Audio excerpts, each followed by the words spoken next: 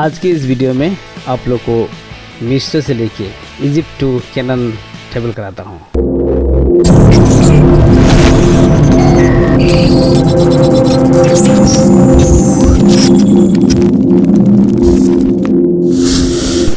स्वागत करता हूँ आप सबको मेरे उस चैनल में जिसका नाम है द ट्रूथ। इसमें आपको सारे सच्चाई बताई जाती है जो बाइबल में छुपी हुई बिब्लिकल ट्रूथ को आपके सामने अनकवरिंग किया जाता है। तो आज की वीडियो में हम एक टॉपिक पे बातें करेंगे कि क्यों एक मसीही लोग लड़ाई झगड़ा में भाग नहीं लेते हैं, है ना। Why a Christian never fight. किसी भी तरह का लड़ाई कराने या लड़ाई करने में किसी को प्रोत्साहित भी नहीं करते हैं। ऐसा क्यों है और यीशु मसीह ने ऐसा क्यों कहा है कि कोई तुम्हें एक गाल पर झप्पड़ मार दे तो तुम दूसरा भी उसकी ओर फेर देना। ऐसा क्यों कहा होगा, आइए इस वीडियो में देखते हैं।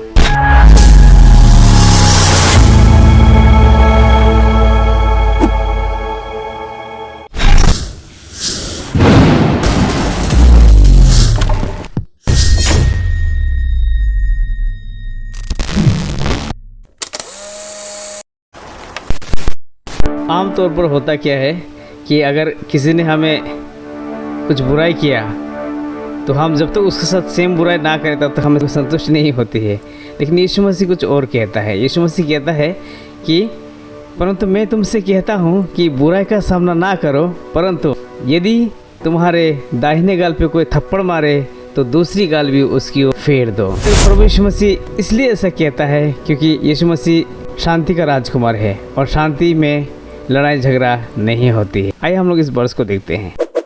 परंतु मैं तुमसे कहता हूँ कि बुरे का सामना न करो, बल्कि जो कोई तेरे दाहिने गाल पर थप्पड़ मारे दूसरा गाल भी उसकी ओर कर दे।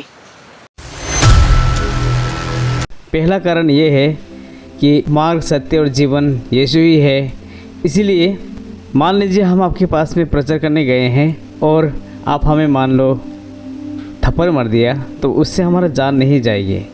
लेकिन अगर हम आपको प्रचार नहीं किए, मार्ग, सत्य और जीवन के बारे में आपको बताए नहीं, क्योंकि जीवन यीशु है, जीवन के बारे में आपको बताएंगे नहीं तो आपको अनंत जीवन नहीं मिलेगा। अनंत जीवन के बारे में प्रचार नहीं करेंगे, आप बहुत सारे आशीषों से वंचित रह जाएंगे।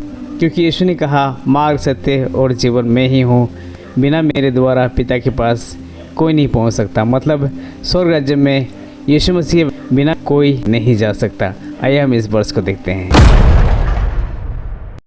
यूहन्ना 14:6। मार्ग और सत्य और जीवन में ही हूँ, बिना मेरे द्वारा कोई पिता के पास नहीं पहुँच सकता। दूसरा कारण ये है कि जब मूसा इजरायलियों को मिस्र देश से निकाल के लेके आ रहे थे तो सामने लाल सागर, पीछे दिखता है कि मिस्र के राजा फेरो उन्हें फिर से बंदी बना ले जाने के लिए पीछा करते हुए आ रहा है। 60 रथों को लेके और सिपाहियों, घोड़ों को लेके आ रहा है। जब इजरायलियों ने देखा कि आगे समुद्र है, आगे लाल सागर है, जिन्हें हम आगे और नहीं जा सकते, और पीछे फेरो जब पीछा करते हुए आ रहा है, दोनों तरफ विपत्ति को देख के सारा इजरायली बुरी तरह से घबरा गए और मूसा को तरह तरह की बातें कहने लगा कि हम मिस्र देश में थे, ठीक थे, अच्छे थे, तूने इस भयानक विपत्ति में हमें नाश करने लेके आया है, और तरह तरह की बातें कहने लगा। उस समय मूसा कहता है कि चुपचाप रहो और यहोवा के महान कार्य को देखो, और कहता है कि आज जो सिपाही तुम्हें दिख रहा है वो सिपाही कल तुम्हें नहीं दिखेगा। यहोवा हमारे ओर से लड़ेगा, इसीलिए तुम चुपचाप रहो। आइए हम इस वर्ष को देखते हैं। एक्सोडस 14:14 लिखा है कि यहोवा तुम्हारे लिए लड़ेगा, इसलिए तुम चुपचाप रहो।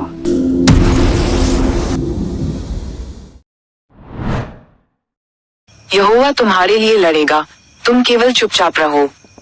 इस वाक्य का मतलब है कि परमेश्वर यहोवा इस्राएलियों के लिए उनकी लड़ाई लड़ेगा और उन्हें बस शांत रहना है और परमेश्वर पर भरोसा करना है। ये वर्स अक्सर इस्राएलियों की स्थिति को दर्शाने के लिए इस्तेमाल किया जाता है, जो कि कठिन परिस्थितियों में है, लेकिन उन्हें परमेश्वर पर भरोसा करने और प्रार्थना करने के लिए प्रोत्साहित किया जाता है। यहोवा को एक शक्तिशाली सेनापति के रूप में चित्रित किया गया है जो अपने लोगों की रक्षा करने के लिए तैयार है। इसका मतलब ये है कि परमेश्वर चाहता है कि हम अपनी लड़ाई ना लड़े, पर परमेश्वर को मौका दें, परमेश्वर को लड़ने दें ताकि हमारी लड़ाई वो लड़े। रोमियो 12:19 में बताया गया कि हे प्रियो, अपना पलटा ना लेना, परंतु क्रोध को अवसर दो। क्रोध को अवसर दो का मतलब है परमेश्वर का क्रोध को अवसर दो कि परमेश्वर का क्रोध कार्य करे, क्योंकि उसने कहा है बदला पलटा लेना मेरा काम है और मैं ही बदला दूँ। चलिए उस वर्स को भी देखते हैं। कंफर्मेशन के लिए आपके सामने उस वर्स को रखा जाएगा और आप उसको अगर आप चाहो तो पढ़ सकते हो या तो फिर वीडियो में रीडिंग किया जाएगा।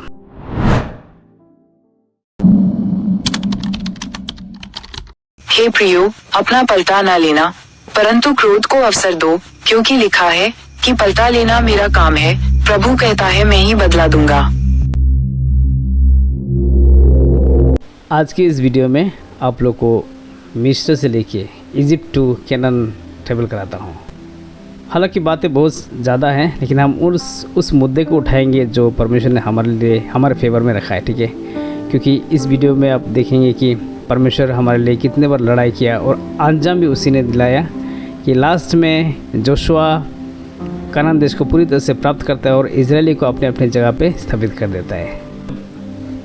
कुछ लोगों को कनान देश में पहले पता लगाने के लिए भेजा है कि वो देश कैसा है एक्चुअली, और जब वहाँ से वापस आए तो उसका जो फीचर जब इजराइल लोगों को बताया तो इजराइल लोग घबरा गए।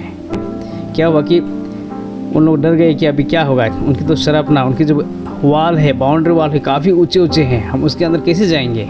परमेश्वर के विरुद्ध में बातें करने लगे कि परमेश्वर हमसे बैर रखता है, इसीलिए हमें मिस्र देश से बाहर निकाल के लाया था और देश में ले जाके एमोरियों के देश में ले जाइए ताकि हमें वहाँ सत्यानाश कर डाले। इस तरह की अनपशनप बातें जितने इजरायली लोग थे मोसेस के सामने बोल रहे थे।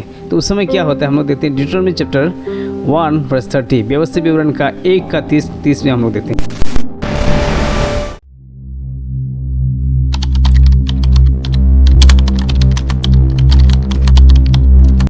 तुम्हारा परमेश्वर यहोवा जो तुम्हारे आगे आगे चलता है वह आप ही तुम्हारे ओर से लड़ेगा, जैसा कि उसने मिस्र में तुम्हारे देखते तुम्हारे लिए किया।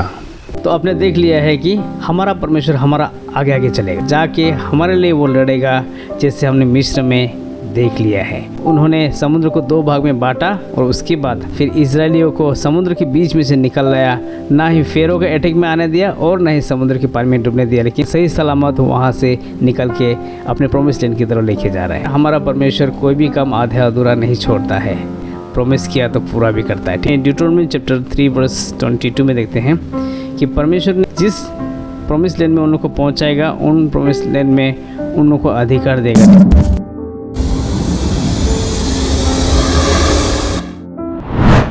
तुम उनसे मत डरना, क्योंकि तुम्हारा परमेश्वर यहोवा तुम्हारे लिए लड़ेगा। यह वचन इस बात पर जोर देता है कि हमें अपनी समस्याओं को लेकर डरने या घबराने की जरूरत नहीं है, क्योंकि परमेश्वर हमारी रक्षा करेगा और हमारी लड़ाई लड़ेगा।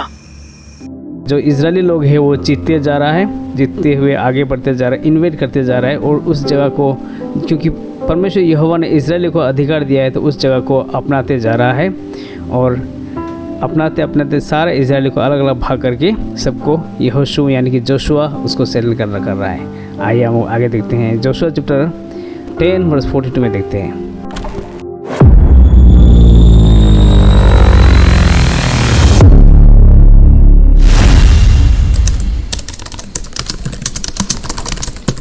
यहोशू ने सभी राजाओं को उनके देशों सहित एक साथ ले लिया था, क्योंकि इस्राएल का परमेश्वर यहोवा इस्राएलियों के लिए लड़ रहा था। इसका अर्थ है कि परमेश्वर ने इस्राएलियों को उनकी जीत में मदद की और उन्होंने यहोशू की अधीनता और नेतृत्व में ये काम किया। व्याख्या 1. यहोशू ने सभी राजाओं को उनके देशों सहित एक साथ ले लिया। ये दर्शाता है कि यहोशू ने उन सभी क्षेत्रों पर नियंत्रण स्थापित कर लिया जो इन राजाओं के अधीन थे। 2. क्योंकि इस्राएल का परमेश्वर यहोवा इस्राएलियों के लिए लड़ रहा था, यह इस बात पर जोर देता है कि इस्राएलियों की जीत परमेश्वर की शक्ति और हस्तक्षेप से मिली, न कि केवल उनके अपने कौशल या शक्ति से। और 3. यहोशू की अधीनता। यहोशू परमेश्वर के प्रति समर्पित था और उसने परमेश्वर के आदेशों का पालन किया, जिससे उसे इस्राएलियों की जीत मिली। जैसे कि आपने देख लिया है कि इजरायली लोग जीत गए हैं, इसलिए जीत गए क्योंकि एक मनुष्य होने के नाते परमेश्वर की बातों को मानते हुए आगे बढ़ने पर उस मनुष्य या उस ग्रुप के लिए परमेश्वर स्वयं उतर आता है लड़ने के लिए। इसीलिए जो परमेश्वर के पवित्र जन है उनके लिए परमेश्वर स्वयं लड़ता है। ये भी वजह है कि हम मसीही लोग लड़ाई झगड़े में भाग नहीं लेते हैं। ओके, और दूसरा बात ये है कि यीशु मसीह प्रिंस ऑफ पीस है। तीसरा बात ये है कि अगर हम लड़ाई झगड़ा में भाग लेंगे तो आपको शांति का बात है या फिर ये बातें कौन बताए कि यीशु ही मार्ग, सत्य और जीवन है। जैसे कि हर एक वीडियो में मैं कुछ ना कुछ एक नया बताता हूँ, नई चीज़ें बताता हूँ। तो इस वीडियो में मैं आपको बताना चाहता हूँ कि आप एक इंसान है, हर एक संसार का एक रचयिता है, एक क्रिएटर है ना। इस क्रिएटर के विरोध में कभी नहीं जाना है और अपने रचयिता को, अपने सारे पृथ्वी को बनाने वाला को आप कभी गुस्सा नहीं दिलाना है। क्यों? क्योंकि सब कुछ वही कंट्रोल करता है। जब आप उसकी इच्छा के अनुसार चलते हो तो आपको बहुत अच्छे ब्लेसिंग देता है, आपके लिए लड़ता है, आपको संभालता है लाइफ टाइम। और एक और बात यह है कि आपकी स्वस्थ और आपकी उम्र भी बढ़ाता है।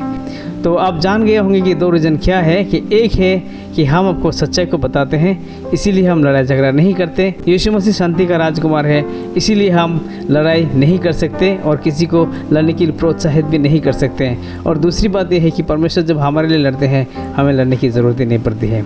वीडियो कैसा लगा आप कमेंट सेक्शन में ज़रूर लिखिएगा, वीडियो को लाइक कीजिएगा। वैसे भी लड़ाई झगड़ा में कुछ हासिल नहीं होता है, सिर्फ डिस्ट्रक्शन ही होता है। इसीलिए जो बुद्धिमान होते हैं वो लड़ाई झगड़ा में भाग नहीं लेते हैं। और हमारा परमेश्वर का जो वचन है वो बेस्ट इंस्ट्रक्शन है कि हमें एक शांतिपूर्वक ज़िंदगी और सबसे सुशील ज़िंदगी और सबसे खूबसूरत ज़िंदगी कैसे जिया जाता है। हमारा परमेश्वर पवित्र बाइबल में सारे बातों को बहुत सुंदर तरीके से लिख के रखा है। इसीलिए अब इसी बात को कि किसी को लड़ाई झगड़ा नहीं करना है, इस बात को अगर किसी को बताना चाहते हो मेरे वीडियो के माध्यम से तो उस व्यक्ति को ज़रूर शेयर कीजिएगा। देखने वाले सबको और आपके परिवार को भी परमेश्वर बहुत अच्छा आशीष दे। धन्यवाद।